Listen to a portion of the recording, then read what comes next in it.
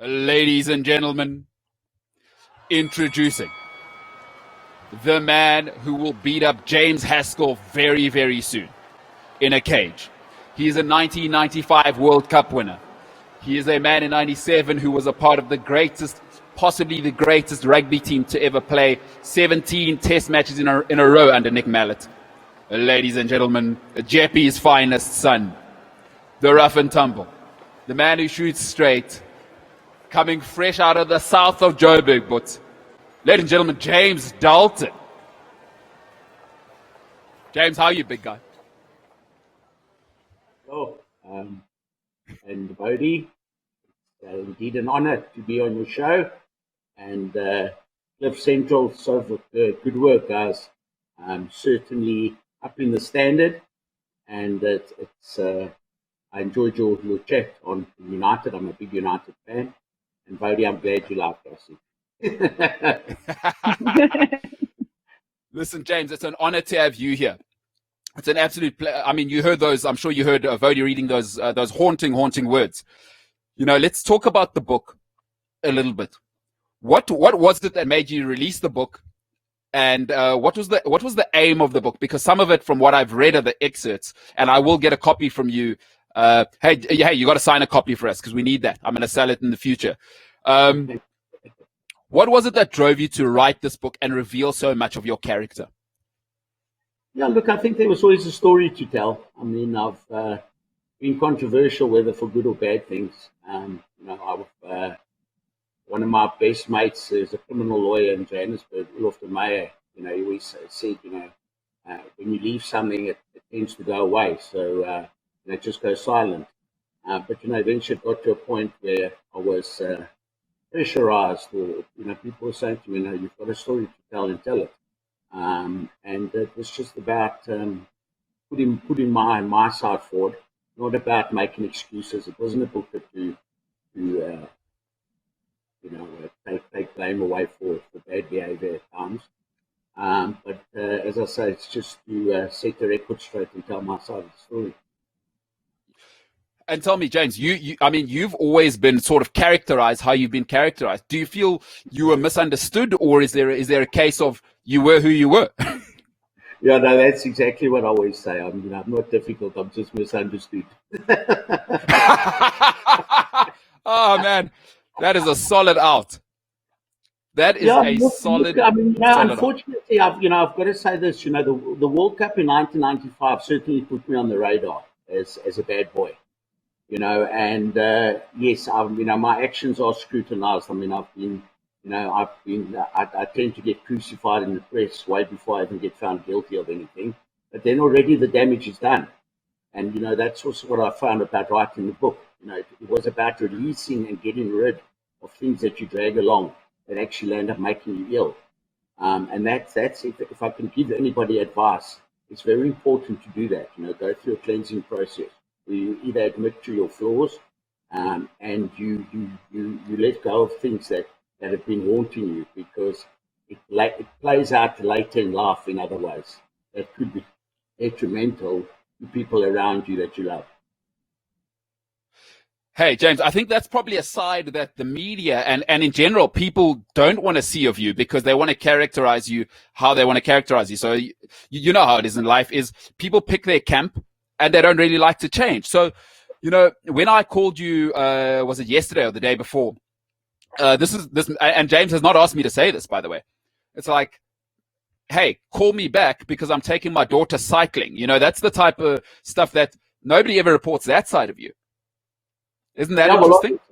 Obviously they're not. It's always nice to talk about other people. I mean, that's why the press sells. People they want to have a bad thing to say about someone else, and people like to gloat or swim in other people's bad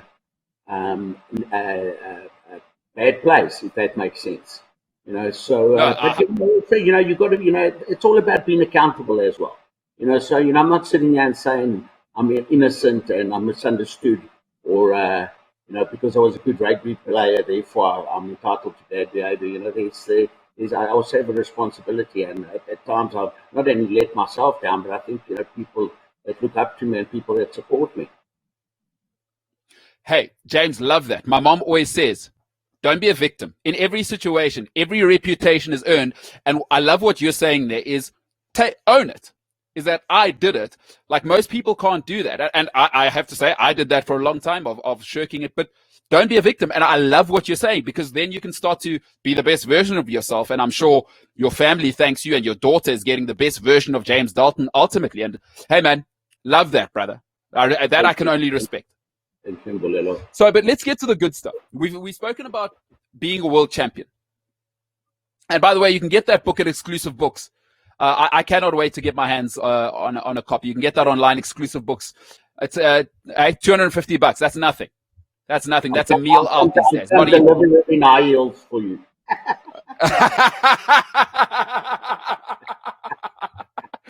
High heels or nothing. High heels or nothing. High heels. That's it.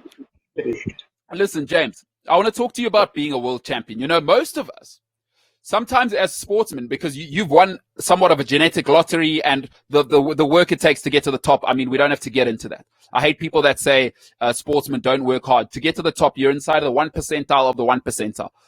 But what's it like when you are? There's no dispute.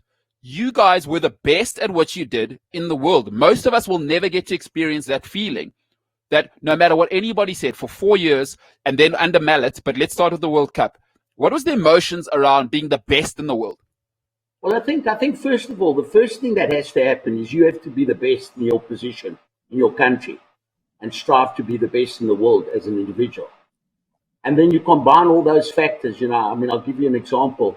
You know, on Sundays, I always would believe that when my enemy, I used to regard not my opponents, I used to regard the other number twos as my enemies. And I'd say, well, if my enemy's sleeping, I'm going to be running hills or doing shuttle sprints. And I knew that while he was sleeping and I was training, that I would ultimately come out at the top. Now, if you develop a culture of a team or group of players that want to aspire to that type of intensity and a grandeur of belief of being the number one,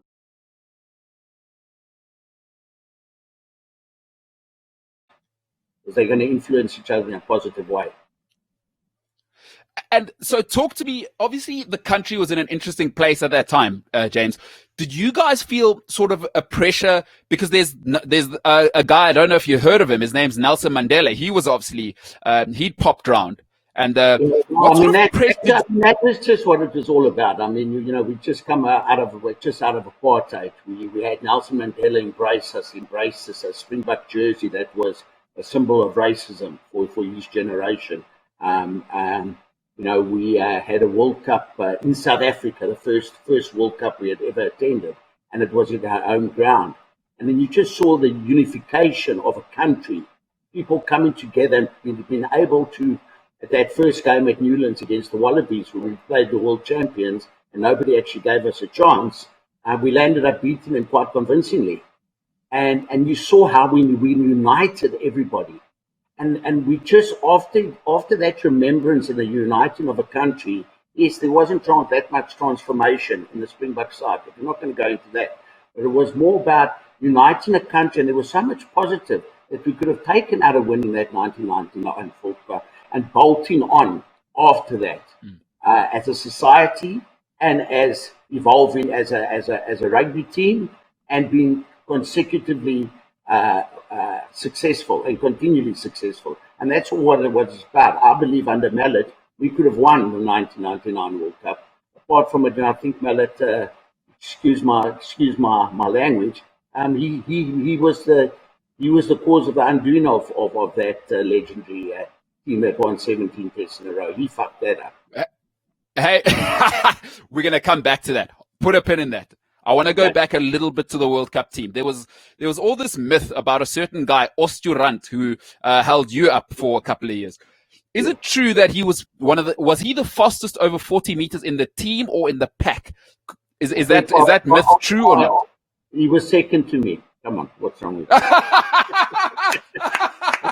All right, I'll let you in. Someone else is faster than me. Now listen, also at exceptional pace for the size of the man. He was a freak of nature. You know, he was one of those guys. I played against him for SA Universities when he played for SA Defence. I was still the captain of that SA University side. And already then you could see that Oscar was going to stand out. And I had the privilege of playing with him in Free State for Free State under 20s under the legendary Cup Water. And, Oscar was, like I said, an absolute freak of nature. A big, well-built man. He didn't even go to gym. He didn't even know what the inside of a gym looked like. Had all scrumming ability, all carrying ability, and he had pace. I mean, that combination just makes for a rock star rugby player. Yeah, no, he was a different breed. So let me ask you two more questions. Two other people that are obviously huge in that team. What made Francois Pienaar different from everybody else? And what are your thoughts and relationship like with him now? Was he a special leader? I've met him once or twice, number one. And is Kitch Christie the most unifying person you've ever met in your life?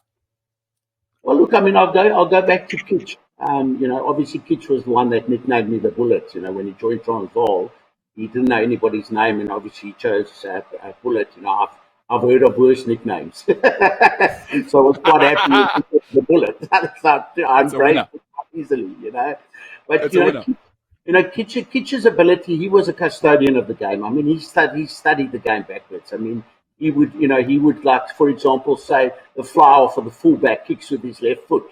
Let's kick, if we're going to kick down that channel, let's keep it on the left-hand side of the field so that you minimize his angle of kicking. So his left foot's kicking to the left touchline where he doesn't have a lot of angle. And he would identify when to play the blind side, when to kick the ball. He was generations ahead of himself. I mean, he was pretty much, I would say, like an olden day, without the technology, Rassie Erasmus of today. Wow. With regards to Francois Pienaar, Kitch and Francois had an unbelievable relationship. So, Kitch would sit with Francois, go through what he wanted to achieve, and Francois would come and then carry that message over to the team. Francois certainly led from the front, which was inspiring. He was a captain of enormous discipline. I mean, we would go through training sometimes a whole week and not actually drop a rugby ball. Kitch would have the policy, if you even arrived late for training, you'd have to acknowledge him and he'd tell you to get back in your car and leave the training and come back tomorrow on time. So, and Francois, it was a bit, as I say, everything changes and we've got to embrace change, and sometimes we don't do that very well. But I mean, Francois, if he said stretch with the left leg, or your left leg now, then you stretch your left leg. If you are going to do a shoulder stretch and it's the right arm, you're going to do the right arm. And that's how, that was the culture. So it was, the foundation, the building blocks that later on achieved that pinnacle of us winning the World Cup. That is phenomenal. I mean, you hear what it takes. We don't get to be inside these dressing rooms to hear what it takes to be great. And I mean, when you talk of two men like this, it's almost like describing Alex Ferguson and Roy Keane, really, from what I'm hearing. Two men setting the bar. It was a match made in heaven. And as I say, then you had the Madiba magic. So it was just a winning formula all the way. And then obviously playing at home in the first World Cup. I mean, come on, what more do you want than that? Hey, listen, James, just want to make you feel old. I was there. I was there at Newlands. I was there. I was at the stadium. I was at Newlands. I was at Ellis Park for the final. I'm not kidding. I was there. Wow. Yeah. Now, how old were you then? Hello, Bodie. I'm 34 now. I'm 34 now. Bodie, what you got to say? Yesterday, you must have been what? How old were you then? Oh, tiny, a tiny little baby. I was. What does that make me? Yeah, 9. Anyway, Bodie, what you got to say? So, hi James. Firstly, thank you very much for your pointer on the Blues beating the Canes. That was very good for my Super Brew. But I'm never going to listen to you. So, because you told me that the Chiefs are going to beat the Highlanders, I'm only literally going to listen to 50% of what you actually say in the future. As I said, Bodie, you can't get them all right all the time. We spoke on the phone and he's like, yeah, you're going to have to get them wrong sometimes. My first game, I get wrong. Anyway, Well, James, listen, I happened to help a friend of mine with his Super Brew. He was last on his Super Brew, and he would phone me for a bit of insider trade, and I got him up the ranks quite smartly and very quickly. So take okay, that. well, so James, you and I are talking about being very united in the 1995 World Cup and United team. What is your relationship, and Umbolelo asked this, what is your relationship now with most of your teammates? Do you still see them? Are you guys still close?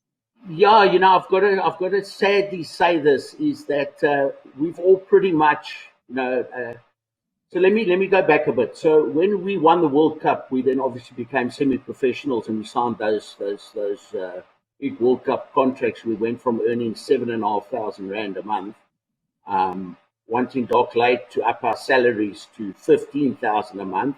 And he walked into the boardroom and he said to all of us, "You know what? I'll tell you what I'll do for you. I'll fire all of you and buy a new team."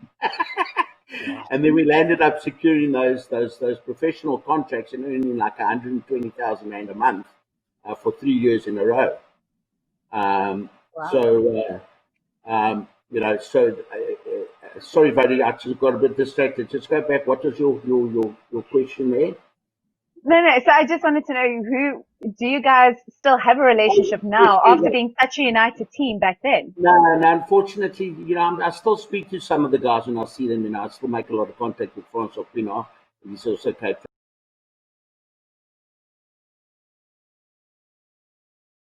Town. You get married, some guys get divorced, some guys leave the country, and life unfortunately goes on. And you become scattered. You've got to tend and provide for yourself, and it's quite sad that you think we try and have these reunions with the 1995 World Cup guys, and eventually for the first two everybody attended, and now not even 7 players reply to Oh, wow. a reunion.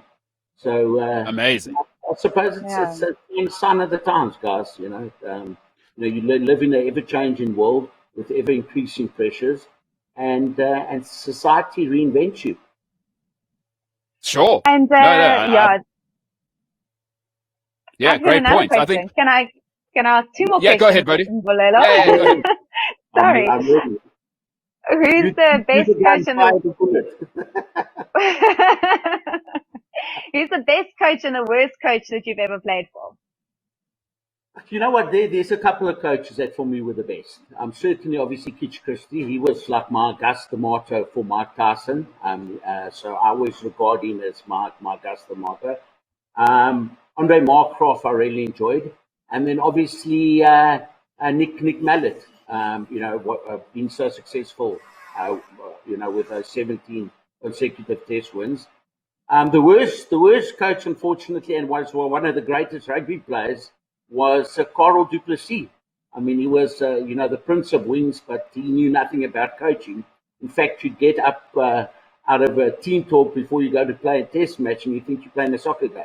That's how confusing his message would be, And then also, unfortunately, as a teammate, Rudolph Strauly, who I love and adore, and I've got all the time in the world, shared a lot of success with him. Great person, great character, but he was also just clueless. He wasn't a coach's ass. A good player doesn't make a good coach. There we go. Quite true. Very, very true. Yeah. Wow. And sometimes guys that have never really excelled in their sport also tend to sometimes also make the best coaches. Yeah. No, for sure. For sure. Yeah. Listen, I want to move on to that coaching kind of thing. So your next dynasty that went ahead, right? You had Mallet and you guys created history together. You alluded to it just now. You said Mallet brought it all to an end. Let's get into that. What happened there, James? Because was it Neil Jenkins? I think it was Wales that broke our that streak. So what happened? How did that dynasty unravel? We lost to England. England. Where we would have won the Grand Slam. That was we had equaled the All Black world record of 17 tests, and if we had beaten England on that day at Twickenham, we would have excelled their record of 18 unbeaten. And what unraveled that dynasty? You did mention it just now. Where did it all go wrong? One thing that was good with Nick is that you always, always knew who number one was going to be. In other words, if I went on tour I knew I was going to be the number one hooker, and Ronaldo Drotsky and a Christian So, for example, would know they were going to be number two. So there was no things where guys would be walking in the corridors and talking about each other, or instead they were talking to each other because they knew where they fitted to in the picture. Yeah. And unless you really lost form, then obviously you would get dropped, understandably so.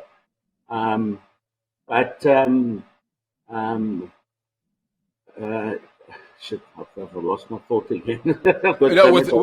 So I just want to know, how did the dynasty fall apart? Because you said Mallet caused that. We were leaving to go on the 98 tour, and we trained at St. Stithians, and we just finished training, and we were standing in the huddle, and Nick Mallet said to us in these words, he says, "None of you must think you fucking guaranteed of your position in the side." And we all just looked at each other, totally dazed and confused. And then also, unfortunately, there were a lot of broken players at that stage. We had a long run of being unbeaten.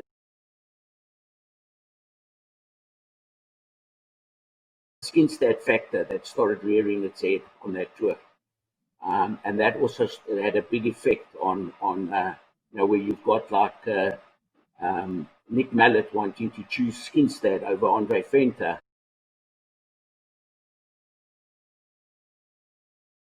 Instead, and get your head bitten off. So that was the real undoing of it. And I believe if Mallet kept his composure, we could have won back-to-back World Cup. We could have won the 1999 World Cup. So the whole Bobby Skinstad thing was, you think Skinstad getting picked was the end of the great dynasty? Well, absolutely. That was certainly one of the catalysts, and I don't care what anybody says. Skinstad was never a starting eighth man or a flanker. I believe his best rugby was only played coming off the bench. Oh, there you have.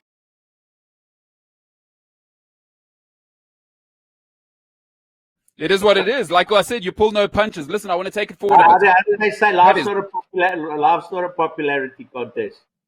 That is exactly what they say. That is exactly. I've heard that enough times. Listen, I want to take it a bit forward now. We're coming towards a different time in rugby. And, there was an interesting conversation I heard you having with Mark Keohane. And you suggested that Malcolm Marx should move from hooker, right, to flank. And I'd said it as well. I totally agree, because I love Malcolm Marx as a rugby player. But I think Bongi Mbonambi, I think Bongi Mbonambi is probably the best test hooker we have, just because he's the best scrummager and he can throw in the line out. Malcolm, for all his greatness, played flank in the whole of school, and his deficiencies are probably the more technical side, but he is an animal with ball in hand. And I love him as a compliment to Bongi rather than saying he's not a good rugby player, but I think he should come off the bench as well. But we're seeing a different type of hooker now. But you suggested to me before is that the hooker's always been the fourth loose forward.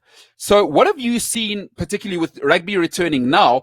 What have you seen kind of in the hooker's role that's changed? And do you feel like it's going back to your time? Or what do you feel the role of a hooker in world rugby is right now? Well, 20 years ago, I was stealing loose ball like Malcolm Marx, and all of a sudden now you had a new generation hooker stealing loose ball, and they turned him into an iconic idol. It's because you went to Jeppy and not King.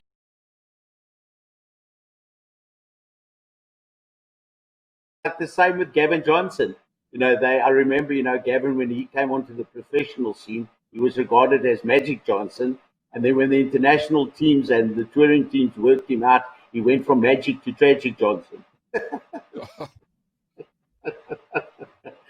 So I think, look, Malcolm is a great rugby player. Let's not deny that. Okay? He's a great rugby player. But he obviously, I think, lost a bit of confidence. Life is all about confidence. Sport is all about confidence.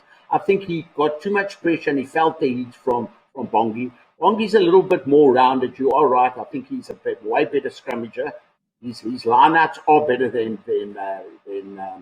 Malcolm's. That for me is Malcolm's Achilles heel. And then just his overall just presence. Bongi brings a little bit more of that pitbull, that grunt, that presence that you want from a hooker. And yes, a hooker the hookers almost seem to be now going back to the shorter, more stockier hookers. And yes, certainly looking at the hooker as being the fourth loose forward.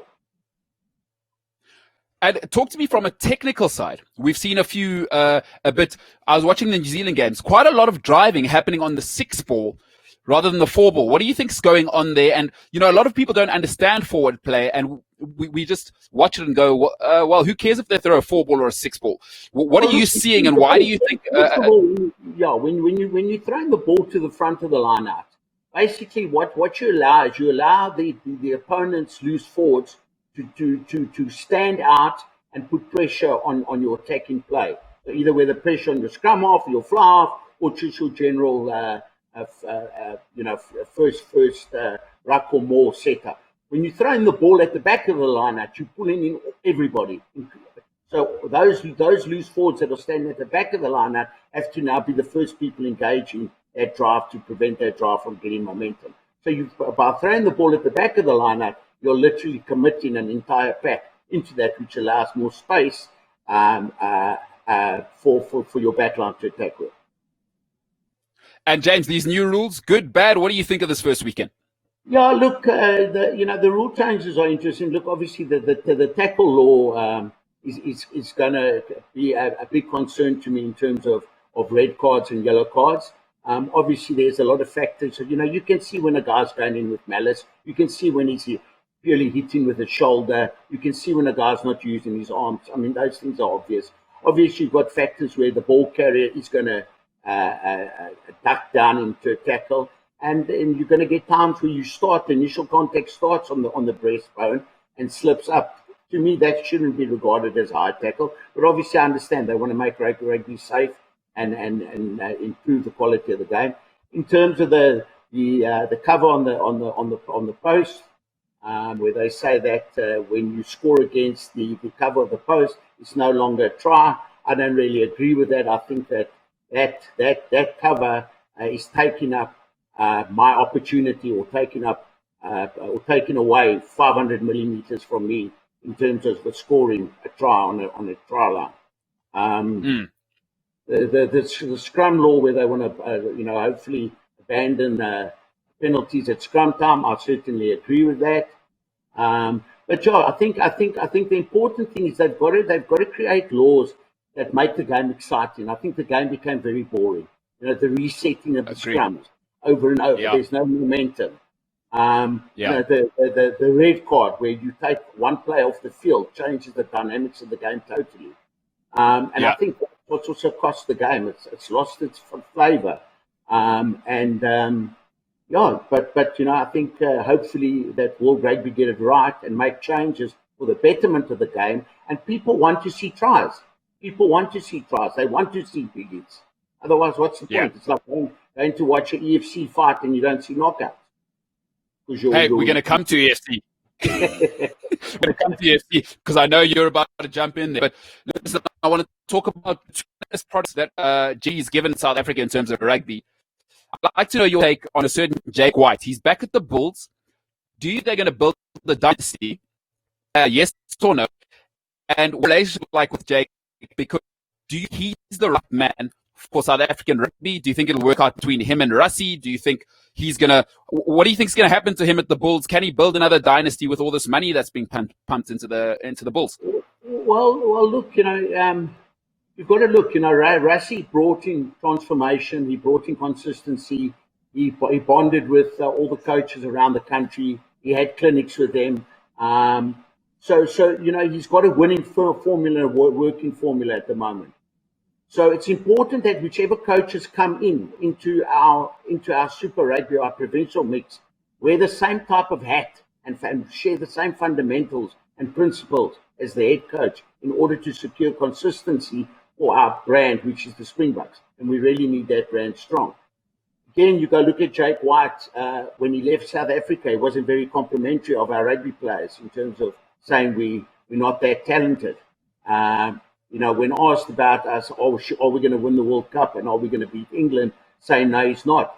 Now he's coming into an environment which I'm surprised they've actually even let him back into South Africa and coach. I mean, unfortunately, Jake has that type of personality where he burns bridges, wherever he goes.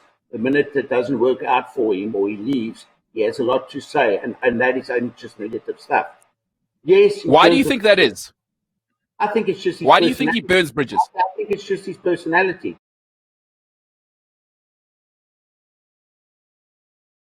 Little bitch at times, you know. Look, he's at the Bulls. You can certainly see there's a lot of movement, a lot of things going on at the Bulls. Obviously, there's Patrice Motsepe has come there with a massive checkbook.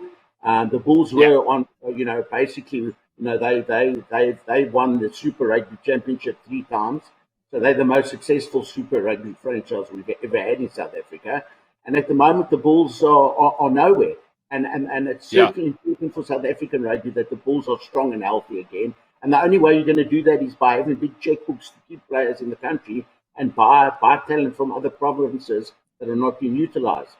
So and also, Jake will have wrapped himself around a lot of good advisors in terms of tackle coaches, defense coaches, technical advisors, scrum coaches. So he would have wrapped himself, and obviously, you've got to give him his credit. He did win a World Cup, although that I think sometimes winning a World Cup is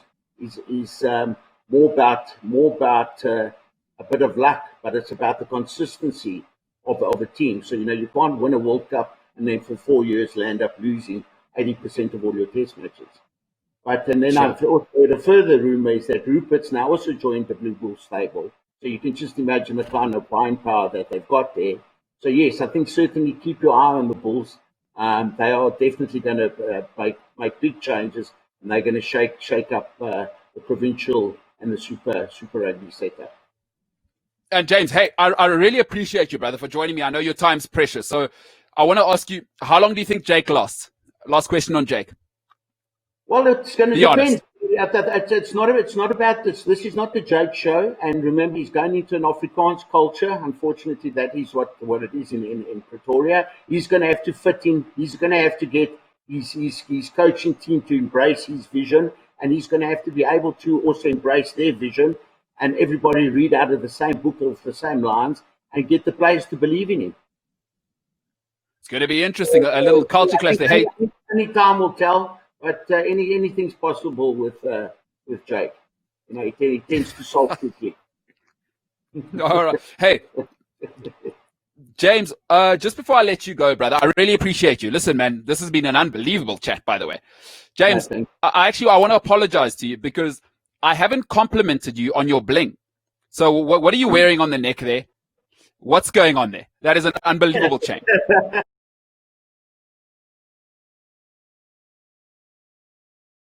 These beads, that she does for the hand and eye coordination and all those fine motor skills.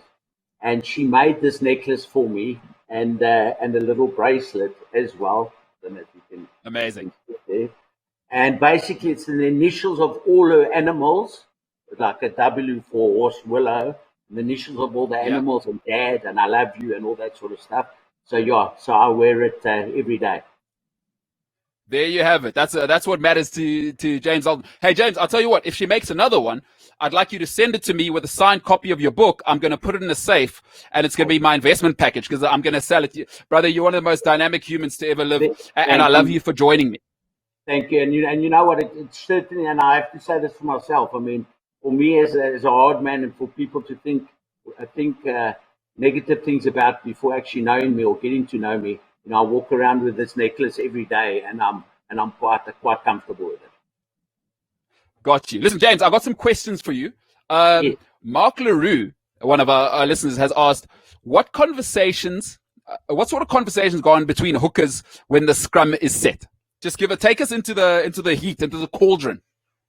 Yeah, look, you don't really have much conversation, but what it is more about is it's that engagement, So in my generation, there was no crouch, pause, engage, or pause, crouch, engage. It was we could basically hit each other from like half a meter or a meter away. So what you would initially do is actually aim for your hooker's eyebrow or his temple. with your head, and eventually get him to end up trying to duck his head away. But now and again you get an opportunity to maybe it's like that story with Keith Woods and myself that's going around. Where I said, listen, I know what you guys are going to do in this move. You're going to throw the ball in the roundup, and we're going to come around, and I'm going to fucking kill you. I said to him. And he went to the referee, and he said to the referee, Mr. Ref, did you hear what he said? He said, what are you going to do about it? He says, I strongly suggest you don't go around the front of the lineup. What a great answer. Oh, man. Dave, what else you got for us? Any more questions for the Bullet before we let him go? James, before I take another question, talk to me about who's the best hooker who's the best hooker or rugby player you've ever played against? One where you thought, oh my God, that's from a different planet. Well, I mean, I was lucky. I played in the World 15 in 1992. I played again with guys like David Campisi. There's guys like the Brook brothers. Vincent Brook was a phenomenal rugby player. Ruben Kruger was one of the toughest and hardest men in South Africa. My generation of hookers was Federico Mendes, Keith Woods, Phil Kern, Fitzpatrick, and myself. So I mean, you can just imagine, those 5 iconic names. If you had to ask me to mention the top 5 hookers in the world at the moment, I'd battle to even come up with a name apart from my local Springbok heroes. No, I got you. I know. Hey, great answer. Oh, you've just brought up some names. Phil Kearns. My goodness, what a player he was. So another question here, James. What were the dressing room confidence levels like arriving at the 95?